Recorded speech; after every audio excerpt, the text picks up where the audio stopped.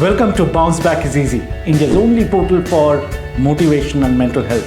Today we have got a special guest, Ron Malhotra, who is a thought leader, a wealth management expert, and most importantly, one of the very famous contemporary motivators. Good afternoon, Ron. How are you today? Hello, Anu. I'm well, thank you. Thanks for inviting me. How are you today?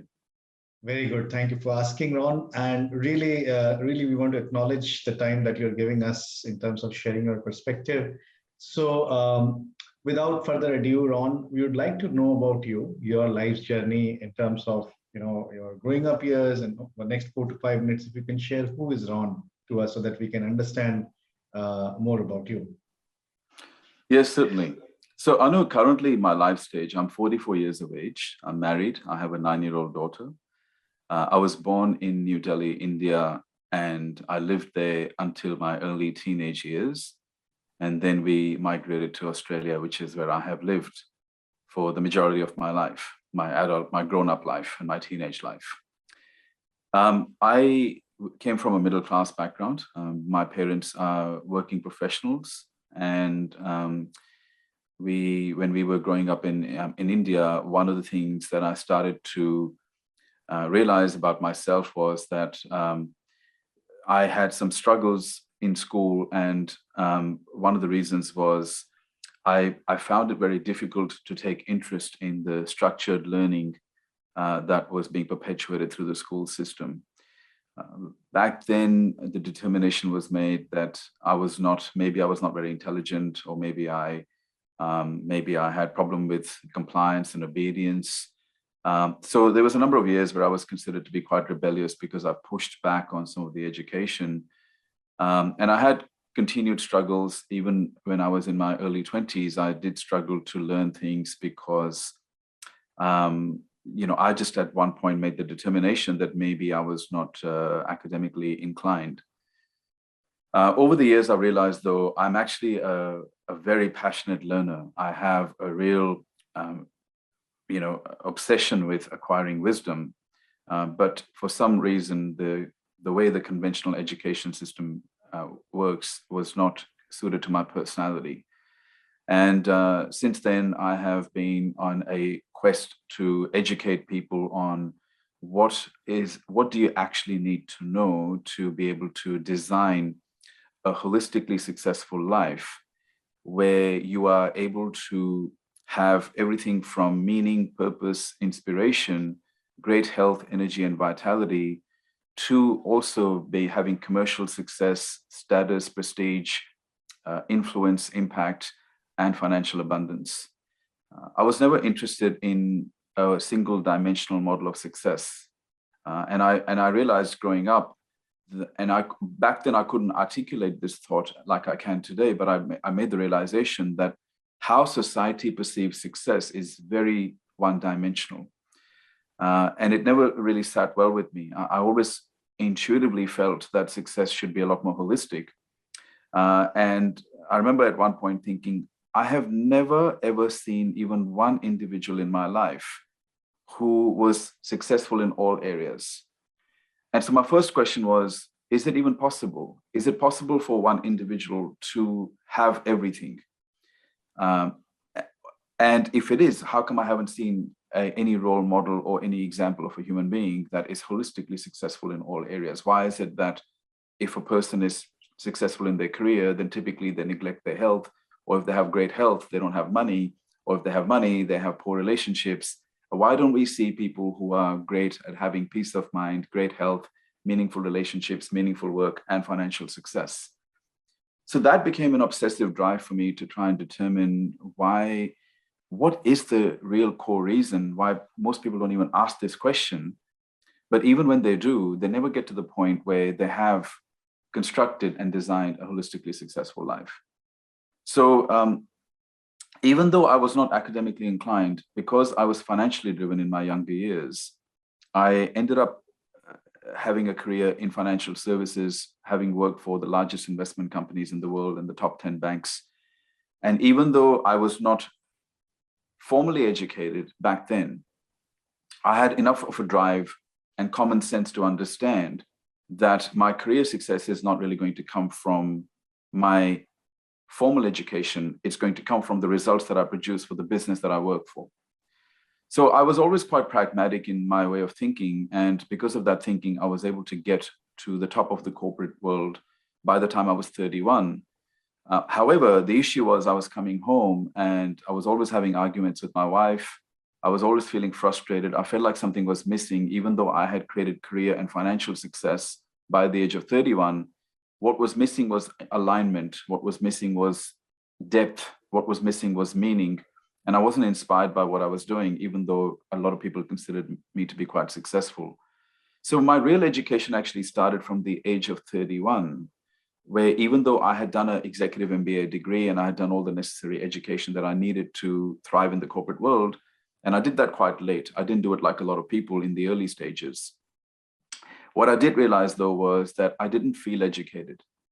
So my real education actually started from the age of 31 to current, where I started to then seek out mentors who had real life results in the areas where I wanted to develop. And then rather than learning only academic theory and professional education, I started to then develop the types of skills which will enable me to become a valuable person in the marketplace and industry, but more importantly, become a better human being.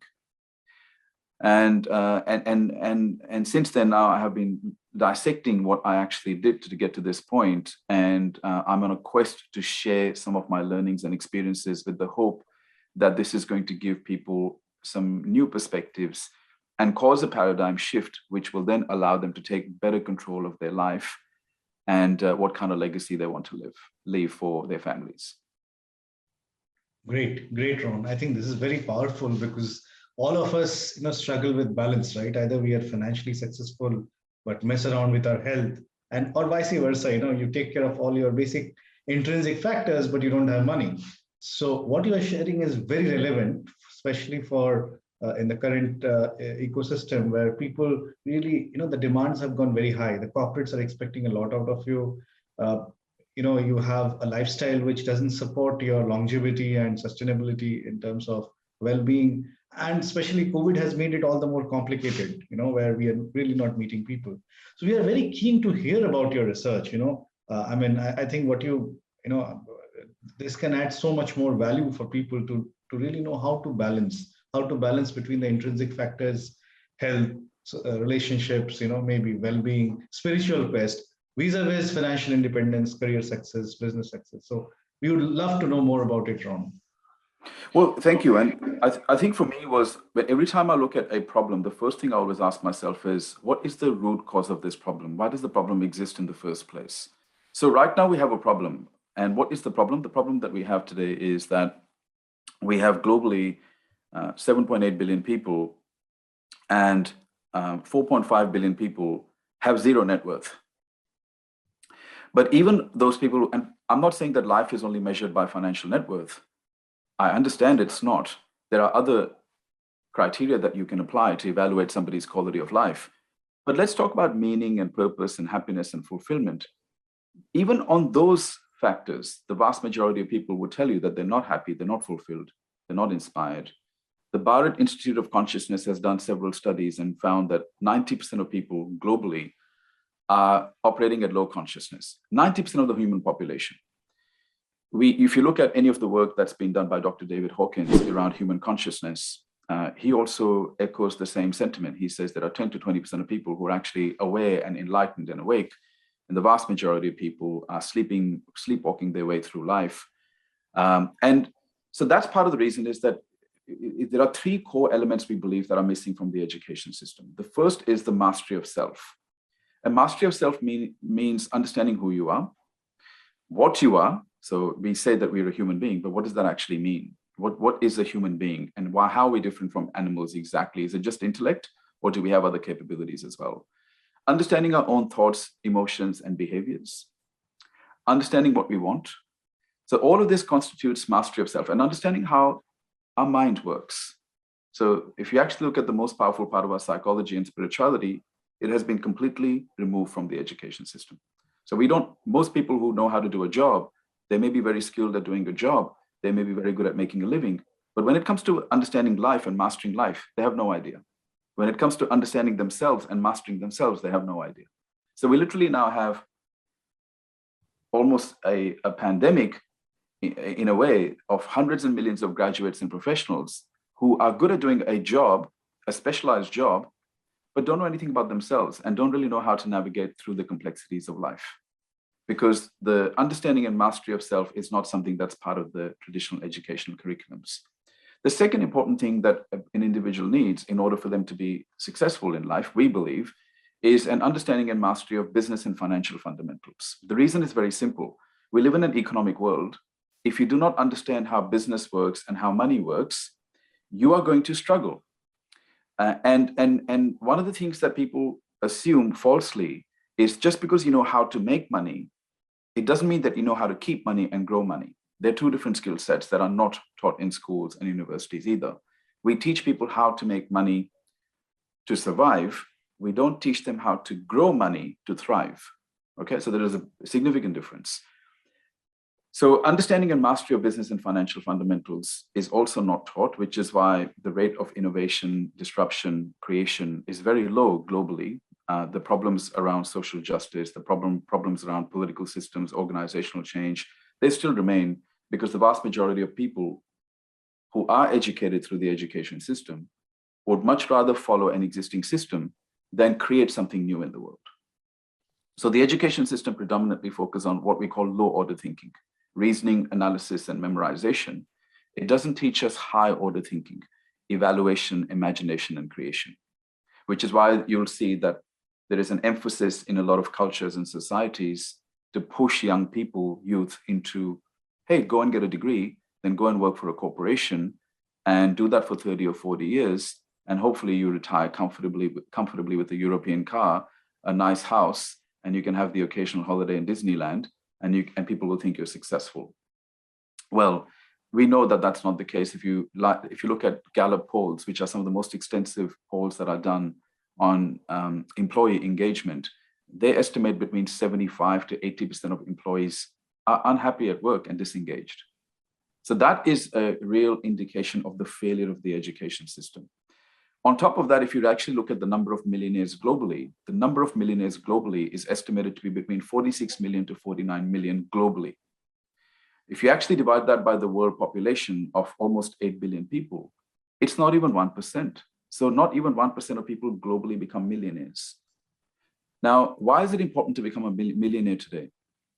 For the very simple fact that because of improvements in medical science, people are living a lot longer. If the average person is going to retire between 55 and 60, they're going to live well within their 90s.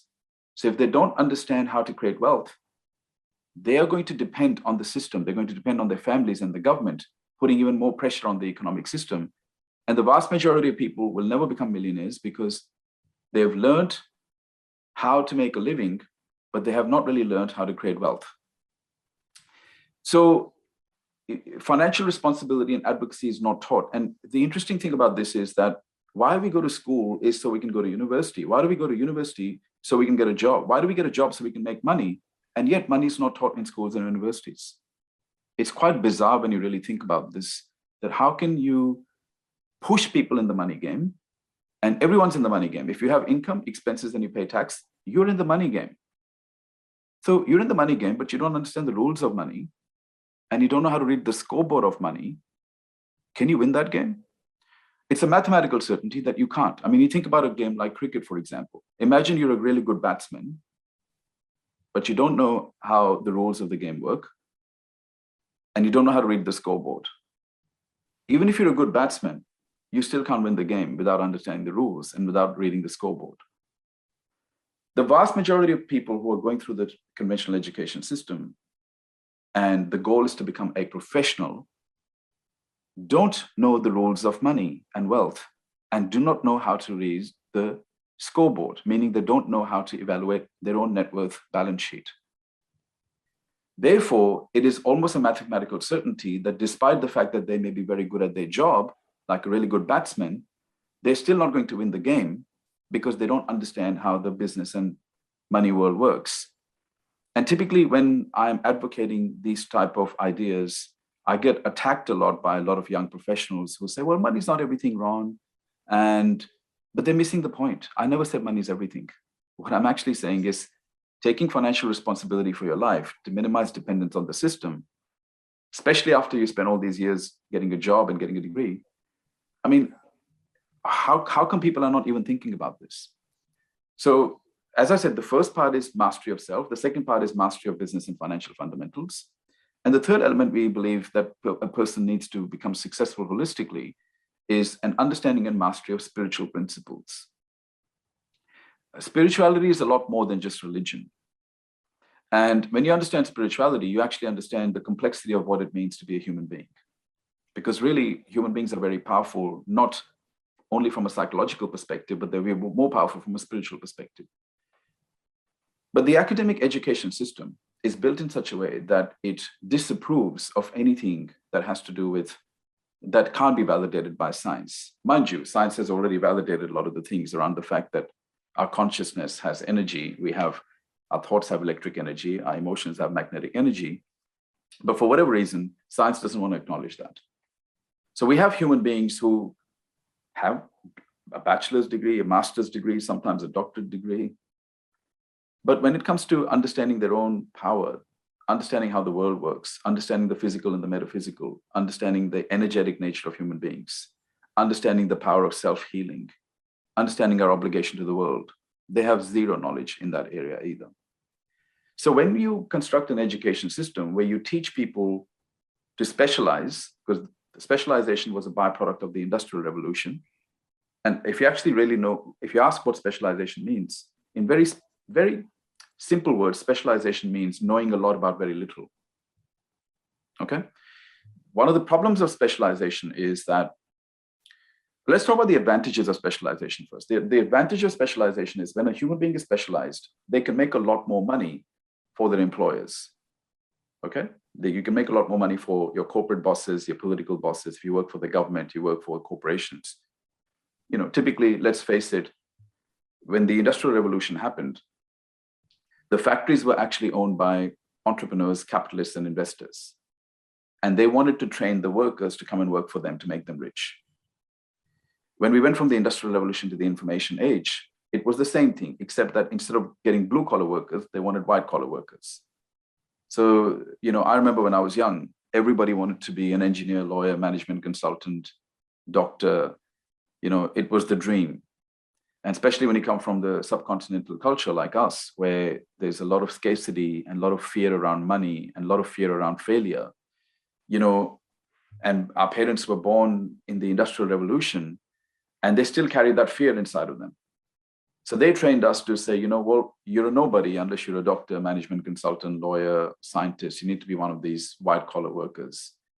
But they didn't teach us anything else. So there was all this pressure in society, culture, and education to go and acquire a degree without evaluating what my real passion is, what my real purpose is, what my values are, what my strengths are. So we've got hundreds of millions of professionals and, you know, educated people, so-called educated people, through the narrowing of education, who are not inspired in their careers because they're not designed to be geniuses in those jobs and careers. Because there was no self-examination done before we chose those careers. We chose the careers based on fear of failure. So that's the system right now. And as a consequence, we're seeing that one of the reasons people are giving up their passion and purpose is so they can have money. But God, the worst part is that they're not even going to end up with the money.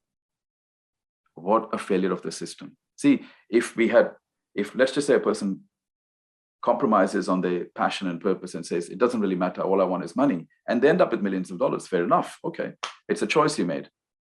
But we're really giving up on the most important things. We're giving up on passion and purpose and meaning and inspiration to chase the money, but we don't even have the financial skills to make it. So I consider that to be an overwhelming failure of the education system. And a lot of people say to me, how do we change the system? And I said, look, they're not going to change it. The education is designed and it's working exactly the way the designers intended it for it to work. It was there to produce a factory of workers, not empowered, independent, autonomous thinkers who are going to go and create things. Now, again, I'm not saying that education has no merit. I mean, I've gone through school and university, and I do attribute a percentage of my ability to think to the education I've done. But it was only after I pursued personal, spiritual, and business education from the age of 31 that I really started to feel complete. I really felt that when you combine academic education with self-education, business education, and spiritual education, it's a very powerful combination. When you only teach people academics and you push them towards academic excellence, but you completely dismiss other elements of education, you create incomplete human beings who cannot navigate through the complexities and challenges of life. Oh, great. I think this is a very, very different perspective, but so powerful. No one can deny from the fact that majority of us, especially in the subcontinent, we not even forget about purpose and passion. We, even if we are chasing money, we don't know how to make money, right? We just become part of the system and become a mediocre someone. So that's very, so essentially we are giving up passion, meaning in life to pursue something, but we don't know how to do that. So that's so powerful. And the biggest thing is we don't know that we don't know, right? You ask someone what you are sharing, people would not even know that they don't know about it. So this is very, very thoughtful and very deep, Ron. I think it comes from your deep research that you have done. When people don't know what they don't know, they can't fix it. And that's why the initial conversation always has to be around the context. Before we go, oh, how do I become successful? Well, hang on. Do you actually even know what's happening? Do you understand the world you live in? Do you understand the social construct within which you are functioning? Do you understand why you're feeling depressed, or why you are feeling flat, or why you don't have enough energy and vitality, why you lack self-esteem and self-confidence, and why you have so many limiting beliefs? Let's examine why the problem exists, because if we prematurely move towards a solution without proper examination of the problem, all we're going to do is we're going to do more of the same. And that's exactly what happened. People assumed that the problem was not enough academic education. So in the Industrial Revolution, 15% of people had degrees. In the information age, I don't know, it seems like everybody's got a degree today, but it didn't stop at that. People were like, well, I've got a degree, but I'm not so successful. What should I do? Let me go and do more of the same. I'll get a master's degree this time. Oh, well, hang on, that didn't work either. So let me go and get a doctorate degree. Hang on. If it didn't work the first time, why are you doing more of what didn't work? Isn't it time for you to actually take a step back and evaluate and go, well, hang on, this system, it's not efficient. Maybe perhaps I need to consider acquiring knowledge in another area, not just in academics and professionalism, and understand and really go and research, because the whole idea of education is to keep us questioning, right? The real education, the word educo means to derive from within. But our educated people don't ask questions. They only ask one type of question, the how question, but they never ask the why question, right? So, part of my job is to challenge young people, and I do it with love. I don't do it to insult anybody, because I myself was a byproduct of that indoctrinated system, being extremely indoctrinated. And I still remember when I got my first job in a private bank, I remember I recognized a person I knew who, and we both looked at each other. And I remember he grabbed me by the arms and he said, Ron, we've made it. It's a job for life. And I remember I had the biggest smile on my face. And I thought, you know what? Job for life. This is it. This is life is made. Boy, was I wrong. 1 year I lasted in that job, and I realized, oh my God, this life can't be about this. There's got to be more, right? So, but I guess the interesting thing is, I'm glad I did not get super indoctrinated in the school system. I think my indoctrination happened in the corporate world. And I think because I was considered rebellious, I did not succumb to the social and societal pressure to do what everybody else is doing. Part of me remained an independent thinker, constantly questioning and not, there's a thing called groupthink. I did not feel like just because everybody else is doing it, I need to do it as well. Because think about it from an Indian background, how much pressure there is. Because our parents, we see so much poverty in India, we see so much struggle in India. But here's the mistake we made.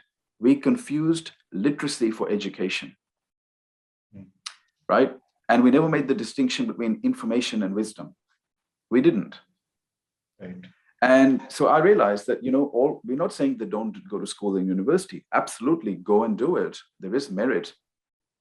But please understand, if all your educations come from school and university, you're only partially educated. You're not totally educated yet. So now it's up to you to go beyond. It's great. School and university will give you some good grounding, structured curriculums, discipline. You'll learn some social skills, but don't stop there. The real education will actually start after that. So continue to educate yourself, especially if you want to have a competitive edge, because everybody today has multiple degrees. So that doesn't give you a sustainable competitive advantage like it used to. Absolutely, absolutely, Ron. Can't agree more. I was reflecting about what you just shared around self-mastery, financial independence, advocacy, and spiritual quest. If I take a step back and kind of focus on many times the kind of questions or issues students struggle with, they struggle with fighting their passion. And I've heard even people in their mid 30s who ask this question that what is my passion? I don't know. I mean, I'm programmed in a certain way. And as you rightly said, there's a kind of indoctrination that is happening, right? Wherein people are, as we graduate, we only focus on getting a good job, right? And few of us may be setting up a business. Once you get a good job, you are like a sucked into a corporate ladder, right? You want to become a director or, maybe a VP, so on and so forth, and then spend your prime years in that quest until you realize that you have made enough of things and but still you're not happy, which is what people call midlife crisis.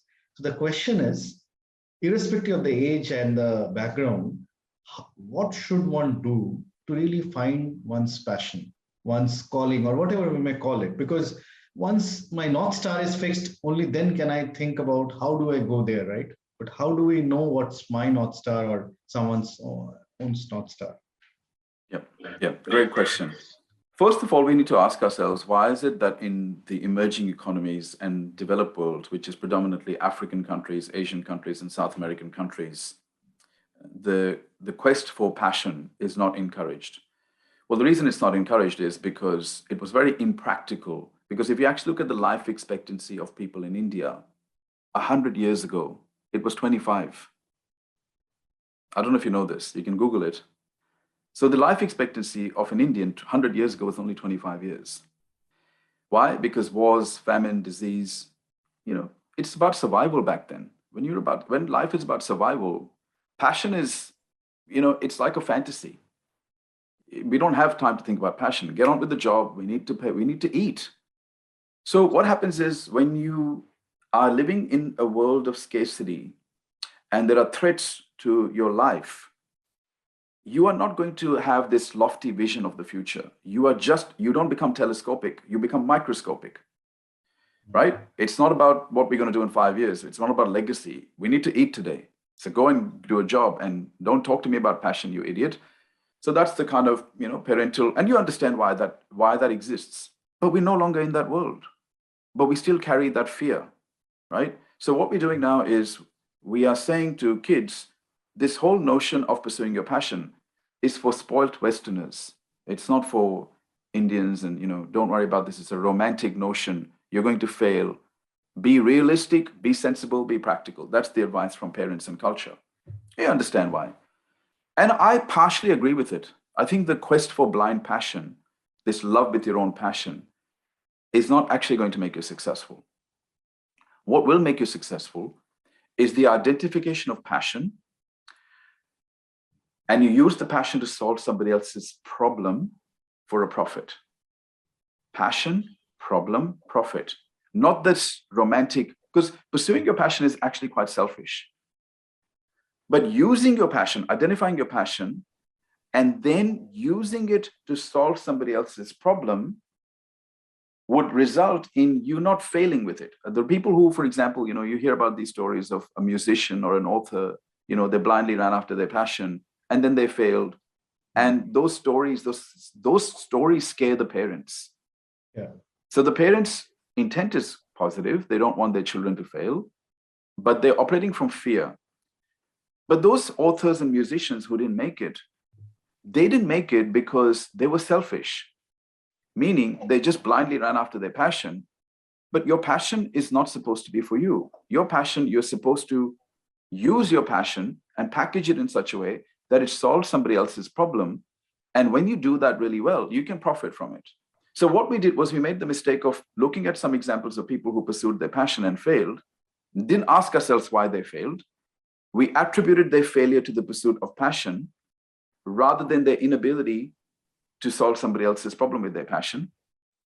And we taught the young people, look, you don't want to be like, Uncle Sam, or you don't want to be like, Uncle Anil or Auntie, this and that, see what they did, they wrecked their life. But hang on, we never made the connection that the reason why they are broke because they followed their passion is because they didn't solve somebody else's problem. They chose their passion as pleasure. What we are teaching people is, yes, you have an obligation to identify your passion, because once you do identify your passion, you're more likely to be a genius in an occupation that is aligned with what you love, because you're more likely to push through challenges. You're more likely to be self-initiated, and you're less likely to give up because you have an intrinsic calling towards what you're doing. However, you also need to have a business mind to say, I have this passion. How can I package my passion, promote it, position and market my passion to solve the problem of a specific demographic for a profit? And that's why we were talking about business skills, right? So we're not teaching people business skills.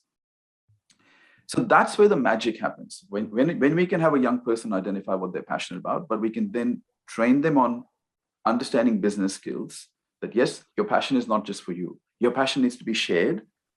It's like a musician who just plays music for themselves versus a musician who's doing massive concerts and they're branding and marketing and positioning their concerts. And that musician will make money. They can both have the same talent. One can be broke, one can make millions based on their understanding of how to position, market, and sell themselves, which is a business skill.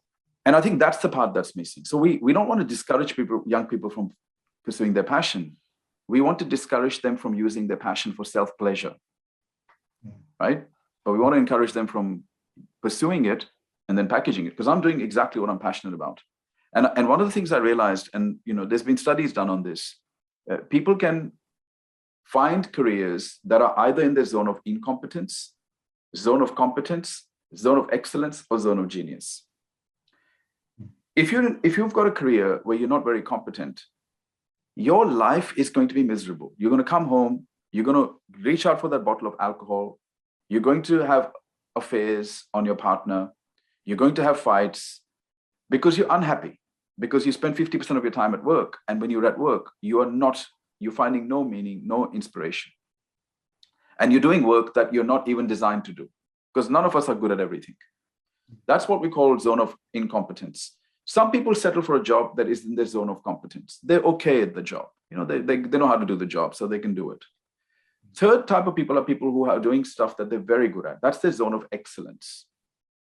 But very few people get to the zone of genius. So everyone has a genius, but very few people are able to identify what their zone of genius is and how to align that zone of genius with the occupational choice that they're making.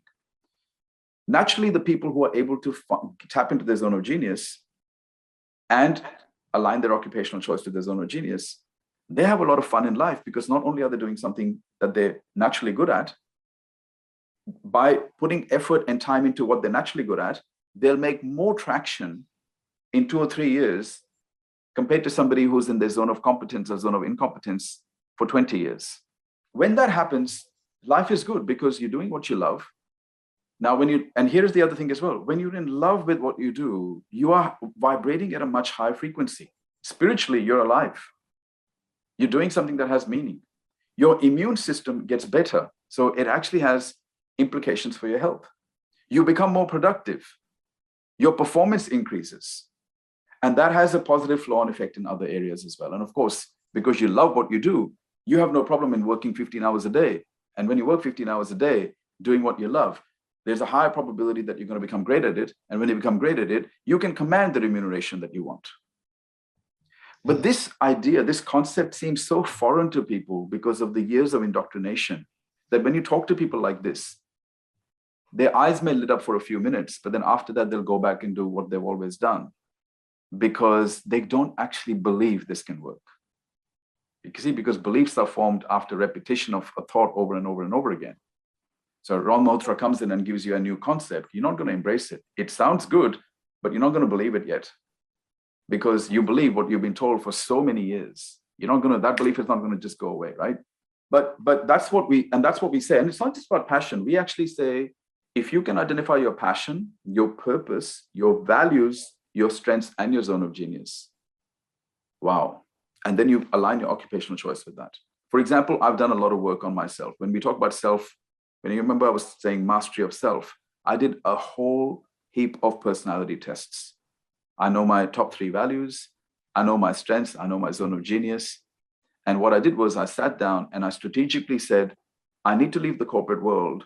I need to design an entire new life and lifestyle. But here's what I'm going to do. I'm going to design my career around my life, not my life around my career. And so that's what I did. So from 31 to 44 now, the reason I have now been able to make a little bit of a name for myself and build, create impact and build influence, because some people will want influence as a vanity metric. They just want to be famous and they want attention.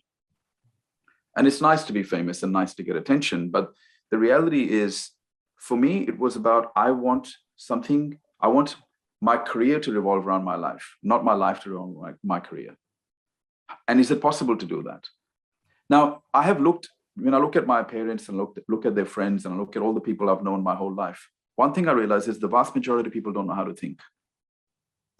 And they do very surface level thinking. They don't examine what's being told to them. They just believe whatever their family tells them, whatever culture tells them, whatever religion tells them, whatever their teachers tell them, they just believe it. I don't. I have a healthy level of skepticism. So if somebody says to me, do this, my first question is, who's telling me to do this? What are their results? And do I want to emulate the life and lifestyle that they have? If not, then I'm going to reject what they're saying, or I will critically examine it before I adopt it. And that's what I've done my whole life. Now, now I'm teaching people how to think. I'm developing a program called How to Think Intelligently, which is basically about how to be an advanced thinker. And one of the main elements of being an advanced thinker is you have to first realize all the thinking mistakes that the vast majority of people make. Because thinking is a skill, but it's not taught. We teach people what to think. We don't teach them how to think.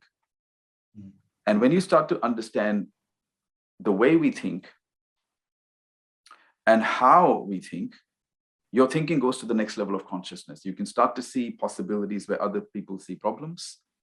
You can start to see opportunities where other people see challenges. So my quest now, my next thing now, after my book is released, Indoctrinated, which I was telling you about, my next thing is to now develop a program to teach people how to think. We have programs on success. We have programs on money and wealth. We have programs on business. But now we are creating a program on how to think.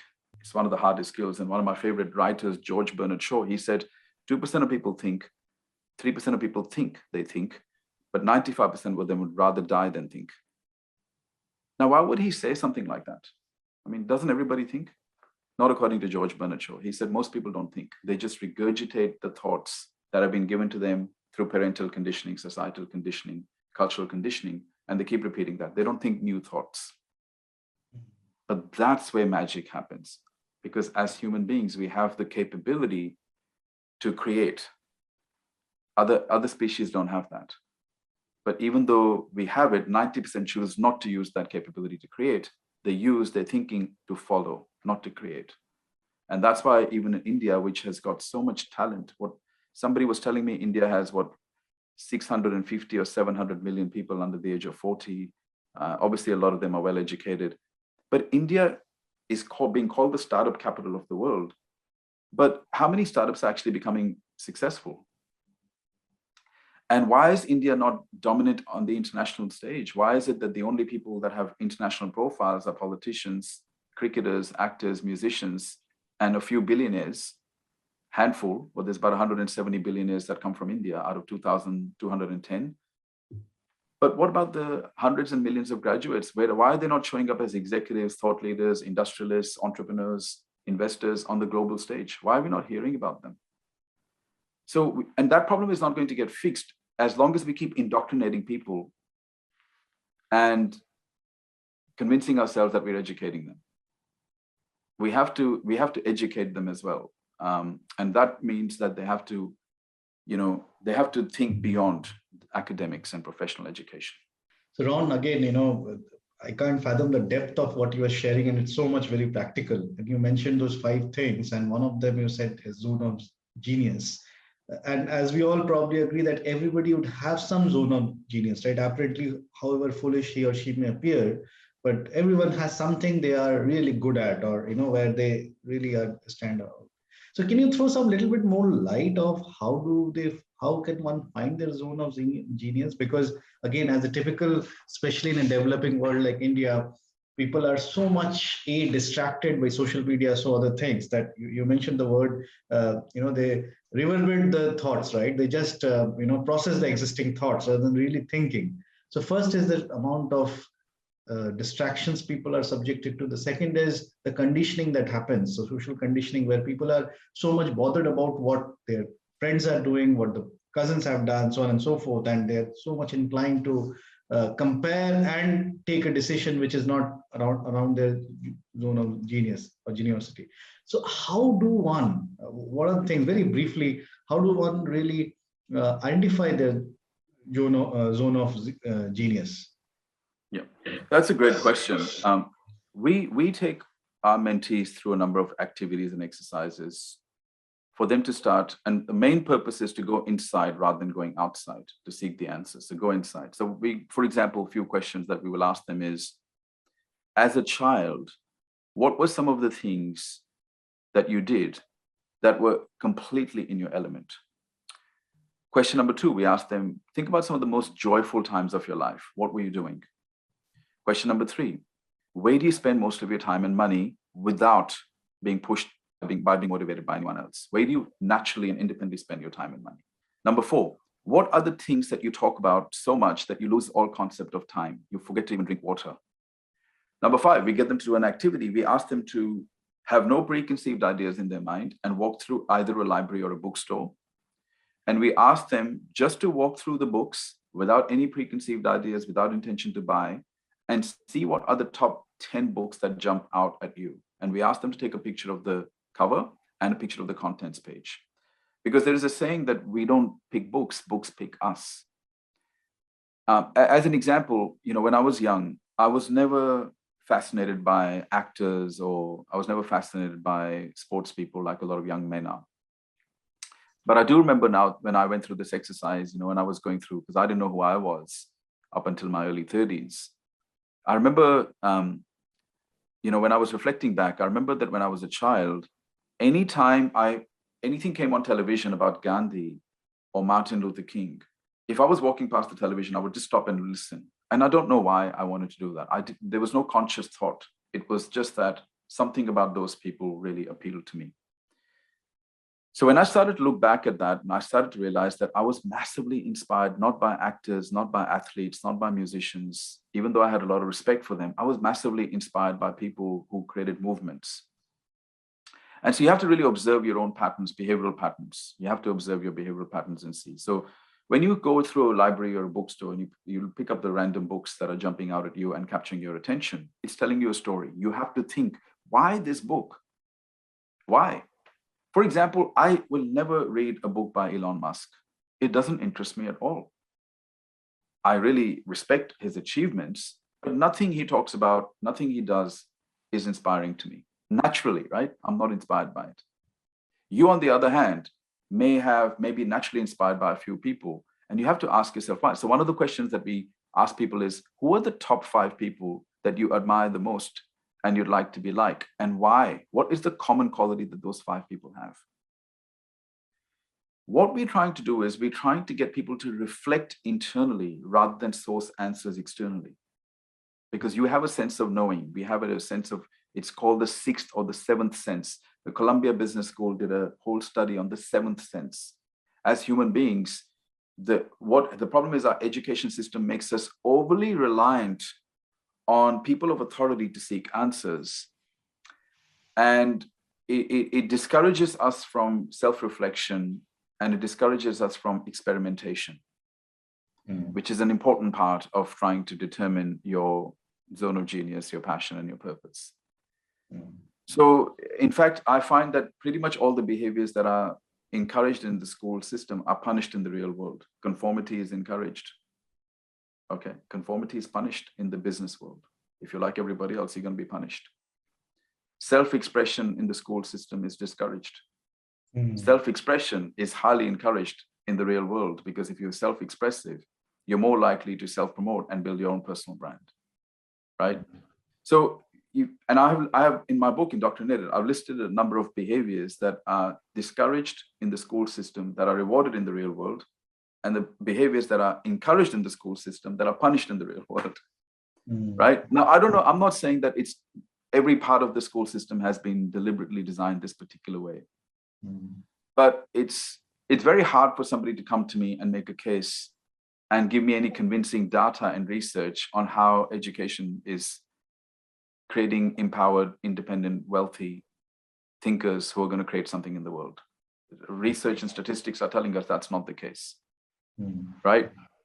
And people get very defensive. A lot of teachers, and I've had people from, political parties who have come to my events, who have taken a real issue with what I've been saying. My question has been, before you get offended, why don't you just tell me, if you have any data to the contrary, why don't you show it to me?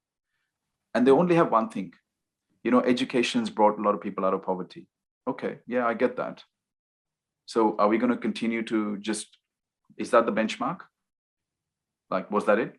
Because most of them are out of poverty now, so that's it. So we just talk about literacy here. What about going to the world-class level? We have no desire to take Indian youth to world-class level. We're happy with just taking them out of poverty, job's done. And so that's the type of thinking I've been challenging. And it's very hard to change minds, though, because those mindset has been there for generations now. But that is one of and this is one of the problems of the education system. A truly educated person doesn't mind being challenged, because they're not indoctrinated. They're looking for wisdom. They're looking for the truth. They're not driven by feelings. They're driven by the pursuit of truth. An indoctrinated person feels disturbed if their worldview is challenged, right? And so that's the problem that we're trying to correct by bringing these two types of ideas. And the other thing that we're finding is no one's talking about character building in India, or even just in general in the business world. Nobody talks about character building. I think, in my personal opinion, and I'm sure that some of your audience members may not like me saying this, but most people have weak character. They're unable to persist in the face of adversity. They don't have the resilience to bounce back. They're easily persuaded and influenced by people's opinions. They are unable to hold emotional fortitude if people are opposing them. So I find that there is a weakness of character in people as well, and you need a very strong character to build something, to create something. If you're going to be a thought leader, an executive, or an entrepreneur, and they're the only three levels where a person can achieve great career success and financial abundance, you're going to have to build some solid emotional fortitude and strength of character. And it's not taught in schools and universities either. We're actually making people more and more dependent on teachers and parents and colleagues. We're not making them independent. And independence is a quality of leadership. And how are we going to create leaders in India if we're creating dependence on the system and dependence on society and culture? So I know it's not a very popular view, Anu, I understand that. But the thing is, I don't know if you're here to tell people what they want to hear or what they need to hear. And my challenge always is, how do I tell people what they need to hear? And in the process, be ostracized and criticized and be misunderstood and attacked. But what's the alternative? I mean, for me, my vision is to see more and more young people in India on the world stage making a real impact and having amazing lives, because they deserve it. They've gone through a lot of hardship. They are extremely ambitious. They've got the fire burning inside of them. And the only problem is they don't have direction. So we're trying to correct that problem through what we're doing. Absolutely, absolutely right. I think this is a very thoughtful discussion that we are doing, and it's not about appeasing an audience. It's about giving them fresh insight so that they can really leverage that to their benefit. One last question in the interest of time. in the entire pursuit of from passion to meaning to all the 5 points that you mentioned, to using the passion to solve someone problem and making profit out of it. So this sounds, this is a very fresh construct. Yeah, I mean, this is a very different way of looking at things. But in the entire process, there is fearfulness, there is insecurity. And as you said, we have evolved from a certain genre of society where we are more programmed that things can go wrong, right? And it does often go wrong as well.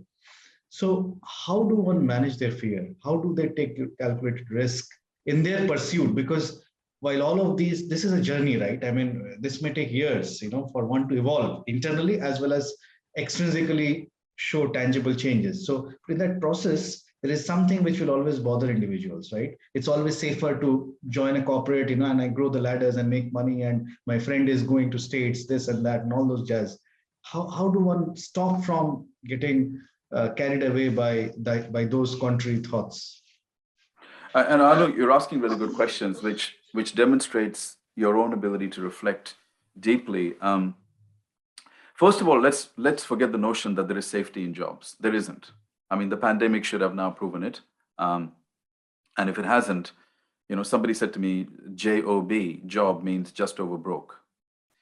And anyone that thinks that they're not taking a risk by settling for a job, the way I look at it right now, for example, I have multiple businesses, multiple brands, multiple products, multiple campaigns, multiple markets. And so therefore I have multiple sources of income. I am in a more robust situation to ride out a recession than a lot of people, because if one or two or three sources of income stop, or there is a disruption, temporary disruption, I can continue with my life and lifestyle, and there's no impact on me or my family. Those who have one job and one source of income, they are massive risk takers. I mean, it's all perception, right? I mean, people assume that they have taken less risk. What? One source of income? And you can't even influence that income? And one person in your company can make a decision to let go of you at any time, and you think you're not taking risk? Man, you're a big risk taker. I mean, you're as big as they get. I'm not a risk taker. Funnily enough, people may say I'm a risk taker. I'm not, which is why. And it's not just employees that got hit in the pandemic. Even entrepreneurs and business owners who had one business model with one market, with extreme reliance on one product or extreme reliance on one client base, they got hit hard. So the reality of this is that our education system is taking us down a path where we don't have any risk mitigation. So naturally we are fearful because we're seeing that the system is not working. But the other part is psychologically, we don't understand attention management. I mean, a person who has no vision, where are they going to place their attention? You see, if you have no telescope, you're only going to become microscopic, right? You're going to get sucked into the daily challenges, and circumstances are going to take up all of your attention. If you have no vision, you have no compelling vision for your life. So most people don't even have a vision. They don't even believe there's any point in having a vision. One of the biggest problems that we're seeing is that people don't believe that there is even any point trying. They're so demoralized, right? They don't even believe that it's not even worth trying. So that demoralization has happened because they've seen generation after generation doing the hard work and not really they're looking at their parents and going, my parents are, can't even go out, can't even buy new clothes, can't even buy presents for my children. And after 30 or 40 years, what the hell? I'm not going to work hard. Fair enough. But that's because working hard by itself has never been the answer. You have to be strategic and efficient, not just work hard. So there is no quick answer to this, but we teach attention management. First thing we teach is everyone needs to have a life mission statement and a compelling vision. And when you are encountering problems and challenges, you will start to worry, because worry simply means taking your most powerful mental faculty of imagination and putting that imagination on exactly what you don't want. That's what worry is. Using imagination, the most powerful mental faculty, but placing that on what you don't want. That causes worry. Yeah. What you need to do is have awareness of what you're doing and take the most powerful faculty of imagination and put it on what you do want. Most people don't even know what they want. They have no individual goals. The goals that they have are predominantly survival-based, financial-based, influenced by pressure from family and society. They have no individual goals. They have no individual inspiring vision for their life. They're so demoralized, they don't even believe it's going to work. So why try? So we're dealing with a very complex issue here. There is no simplistic answer. And we're trying to come up with a framework. And we believe, based on my years and years of research now, that these are the three elements that are missing. And even for me, when I was getting mentored by people were only teaching one thing. Somebody taught me a little bit about business. Somebody taught me about systems. Somebody taught me a little bit about spirituality. After years, I got frustrated and I thought, somebody needs to give them the whole picture. It's like everyone's giving me a one piece of the jigsaw. Can somebody just give me the whole jigsaw puzzle so I can see how the pieces fit together? And that's when I thought, let me see if I can bring those pieces together. And so when we're teaching people, we're teaching them everything. And people say, oh, well, I don't want to become a businessman. So why should I learn business skills? And I say, you don't understand. We're not saying everybody needs to be a businessman. What we're saying is you must have an entrepreneurial mindset. It's the employee mindset that is dead. So even if you work for somebody else, which is absolutely fine, you are going to do a lot better with an entrepreneurial mindset than with an employee mindset. The employee mindset expects to be compensated for a degree and time. An entrepreneurial mindset expects to be compensated for productivity and results and value creation. And there's a big difference. That mentality is not going to make it. And these are the people who are going to suffer over the next 10 years as we see this massive change in the global economy from the information age to the social/digital age.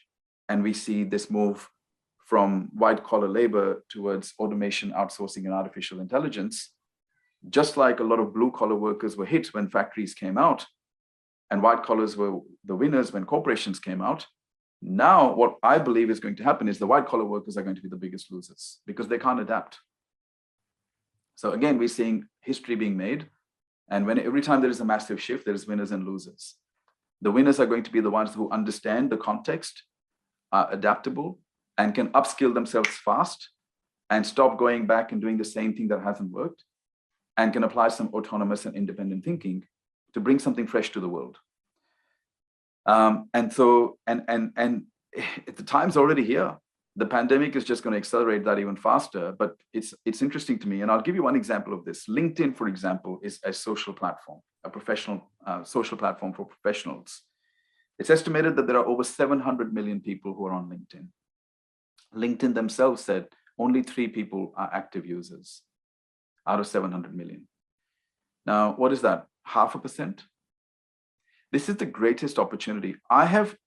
If I told you that we have attracted private equity investors, business partners, collaborative deals, team members, customers, and clients all over the world by using this platform, and I'm shocked that all these professionals are sitting on this platform and have not even spent 15 minutes trying to understand what the platform can do for them, and they're just using the platform for job search. This to me represents a massive shortcoming of the education system, the inability to think beyond what you've been taught, right? Again, I'm not trying to be insulting. Maybe part of what I'm saying is deliberately provoking, because if you don't provoke people, they're not going to wake up. But my intention is that more of my brothers and sisters in the developing parts of the world are not just stuck in the survival, but are moving towards success and significance in life, and get out of that mentality that, yes, that's what's got us out of poverty. Okay, that was a long time ago. We're not at that point yet. That was when life expectancy was 25. Let's understand the world has changed and we need to raise our standards now. So attention management is something that people understand when they understand their own psychology and they understand how we think. Most people don't know how we think. So we actually have a whole module, 2 modules, where we teach people how subconscious conditioning overrides rational thinking and reasoning. And when you don't understand that, you continue to assume that just because you have information, you'll make good decisions. But it's a complex topic. But for today, I guess I just wanted to give you a bit of an overview on, how complex and deep this problem is, and how deep-rooted this problem is, and what we believe is a solution out of it. But it's not going to be easy. We understand that, and it's probably not going to happen in my lifetime. But I'm going to continue to drive that with as much as, with whatever I can do. Great, great.